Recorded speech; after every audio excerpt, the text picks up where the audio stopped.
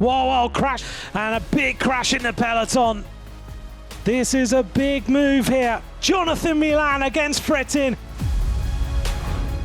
On to stage 2 of the AlUla Tour. Jonathan Milan roared to victory yesterday after some crosswind chaos that is typical of this race. And the Italian is keen to double up today, even if there is more wind on the menu. Today we have other chance, other opportunities, but also we have to be careful for the crosswinds. Yeah, we'll be pretty similar sides than yesterday, but yeah, we are focused on it, we are ready, and can wait for it. Milan Fretin finished second yesterday after fine work from Cofidis and his lead-out man Hugo Page. The Belgian is now hoping to go one better. Is Milan beatable in this headwind finish? Yeah, of course, every sprint is different, but you know, like a finish like yesterday, when he can do a free sprint, I think there's not many guys who can beat him at the moment. So we really have to take him on, like, yeah, maybe when he make a mistake, of course it always can happen in the sprint, so we keep going, we keep trying, and today is a new chance. Stage 2 starts and ends at the Al Manshia train station.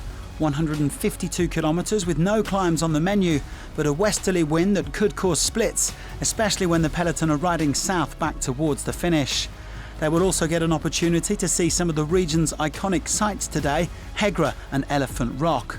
So, is it going to be another sprint, or will the weather gods decide otherwise?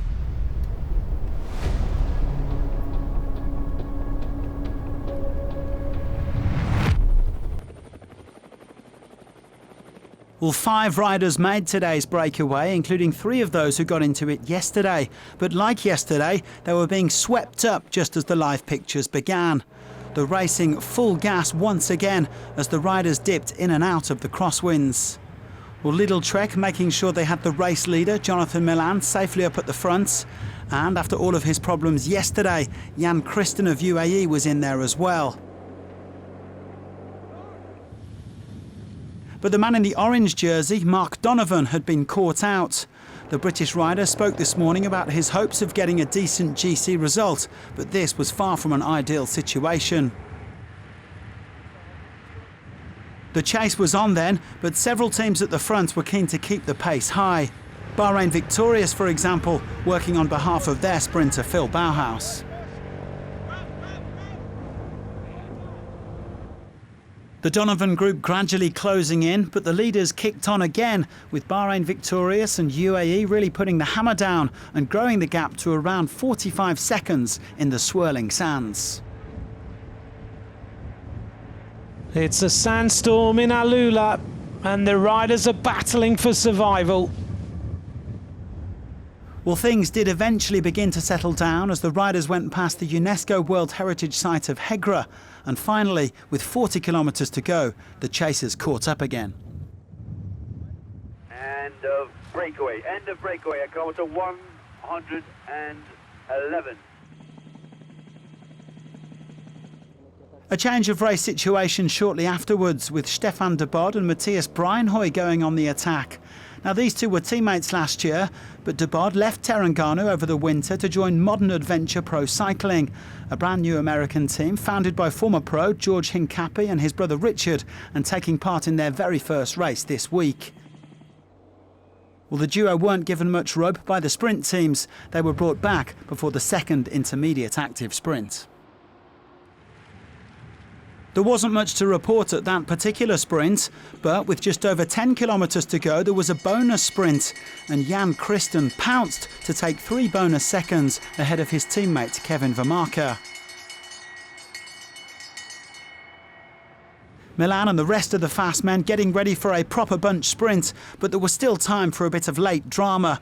A puncture for Bauhaus with around 6k to go, and then Fabio Jakobsen pulling up with cramp.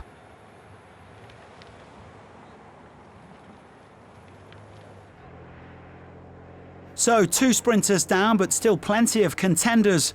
Could anyone stop Milan and Lidl Trek, making it 2 from 2? Big U-turn, got to come out in the first 10. Managing to do that. Milan is there. 1 kilometre of racing to go. He goes straight down and then a right-hander into the finish line.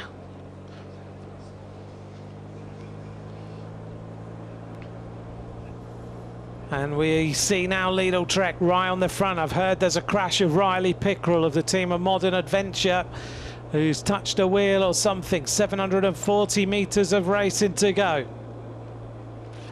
It's the team of Lidl Trek still with Milan. Moschetti's getting ready to pounce. Frettin is there in the white jersey. 500 metres of racing to go now on stage 2 of the AlUla Tour. Simone Consoni has his Olympic compatriot locked in and ready, and they're gonna fire now for the finish line. Big move of Moschetti. Milan Frettin is still there, and here goes Johnny Milan looking for 2 wins out of 2. Real powerful finish. No one's going to get anywhere close. It's 2 from 2 for Johnny Milan.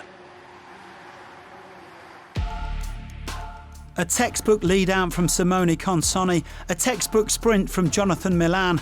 The Italian connection working wonders as Lidl Trek made it 2 wins from 2. Milan really is a cut above the rest of the sprint field here in AlUla, win number 27 of his career, and he extends his race lead to 14 seconds. I think it was our dream scenario. I mean, I'm really happy for how we did it, for how we controlled the race, for how we moved in the echelons. Yeah, with this team is coming almost everything quite easy, I would say. No, and in the end, I was a perfect lead out, and then I had just to sprint to do my best. Milan taking it ahead of another Italian, Daniel Skirl, who sprinted for Bahrain victorious in the absence of Bauhaus. In fact, Italians locked out 4 of the top 5, with Ackermann third, ahead of Moschetti and Malucelli. Milan will spend a second day in the leader's green jersey then. The Lidl Trek man is 14 seconds clear of Fretta and 16 clear of Moschetti. Still lots of sprinters in the top 10, but that is set to change tomorrow.